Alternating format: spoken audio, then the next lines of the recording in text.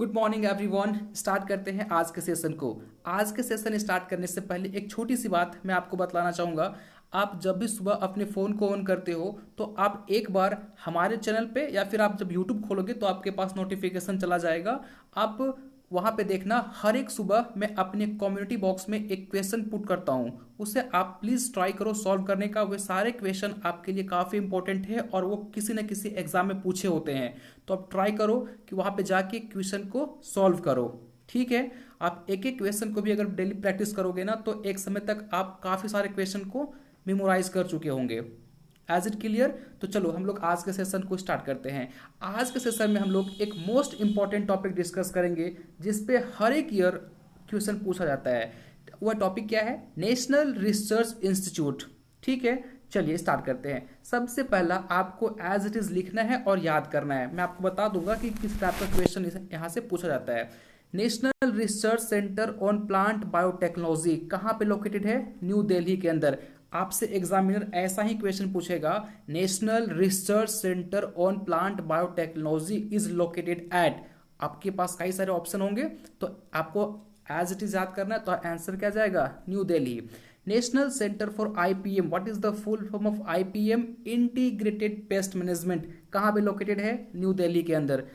तो और national research centre for लीची मुजफ्फरपुर, सिट्रस के लिए नागपुर में है, ग्रैप्स के लिए पुणे में है, बनाना के लिए तिरुचिरापल्ली में है ना, स्पाइसेस के लिए अजमेर में है, पोमेग्रानेट के लिए सोलापुर में है और ऑर्चिड के लिए पाकओंग जो कि सिक्किम में है।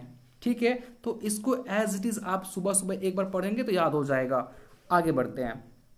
9, national research centre for agro forestry कहाँ पे है? झांसी के अंदर, कैमल के लिए बीकानेर के अंदर, एक्वाइंस के लिए हिसार में, मीट के लिए हैदराबाद, पीक के लिए गुवाहाटी, आग के लिए अरुणाचल प्रदेश, मिथुन के लिए आपका मेडजी फेमा जो कि नागालैंड के अंदर है। National research centre on integrated farming ये आपका मोतिहारी में है।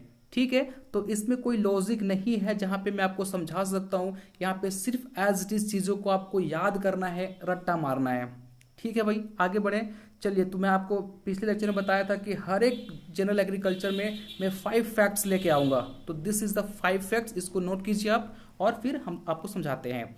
देखिए, father of golden revolution, golden revolution किसके लिए आया था ये आप मुझे बताएंगे कमेंट बॉक्स में।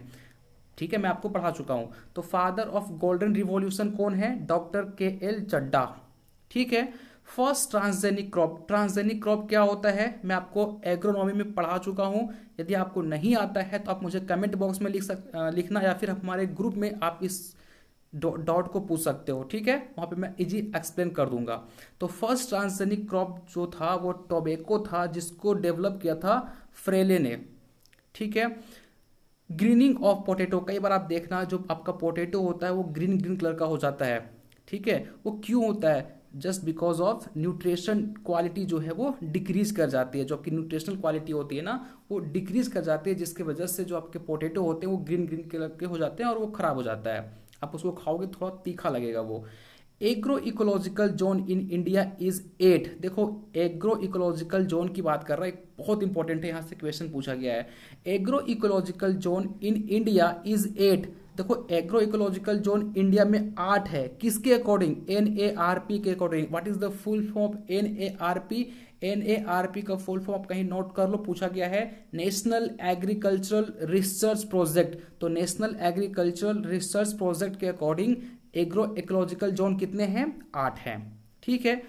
और NBBSSLUP इसका फुल फॉर्म होता है national bureau of soil survey and land utilisation planning. ठीक है, मैं फिर से रिपीट कर दे रहा हूं, national bureau of soil survey and land utilisation planning. इसके अकॉर्डिंग कितने इकोलॉजिकल जोन है? 21। तो आपको इसका डेटा भी याद रखना है, इसका डेटा भी याद रखना है। ठीक है, और जो करंट हमारा अपडेटेड डेटा है वो है आपका 20। अगर ऑप्शन में तीनों रहता है तो आप आंसर क्या लगाओगे? 20 लगाओगे। ठीक है। Father of agriculture Jethro tool, बहुत लोगों को यह भी पता नहीं होता है कि फादर ऑफ एग्रीकल्चर कौन है। तो father of agriculture Jethro Tull को बोलते हैं। Is it clear friends? तो चलिए हम लोग नेक्स्ट लेक्चर में मिलेंगे। एक नए लेक्चर के साथ। तो थैंक यू सो मच। आप चीज़ों को रिवाइज करते रहो प्रॉपर।